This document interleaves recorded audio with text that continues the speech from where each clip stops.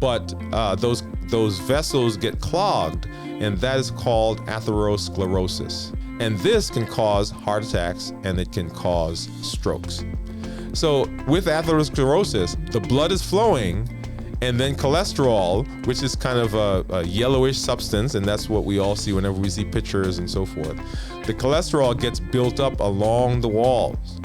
And at first, it's not an issue, right? Because you've got to put a lot of cholesterol into the system before it gets to be a problem. And in a lot of cases, the cholesterol is there, and there's something else that happens that causes the problem for us. So the cholesterol begins getting built up, and the blood is trying to flow.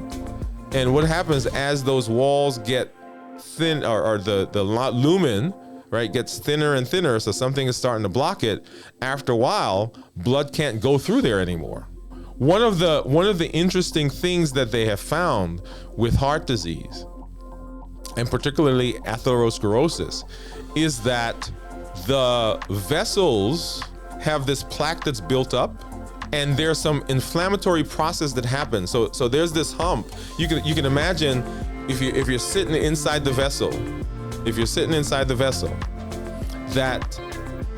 that hump that forms when it's getting built up, maybe it's a smooth piece of, it's a hump, right? So it's like a hill. So it's smooth. And some inflammatory process happens. So something causes damage to the hill. It's kind of like an anthill, right? So everything looks good and everything is smooth. And what happens if you break that anthill? So all of a sudden, the sand begins to break down, or the dirt, and those ants come out.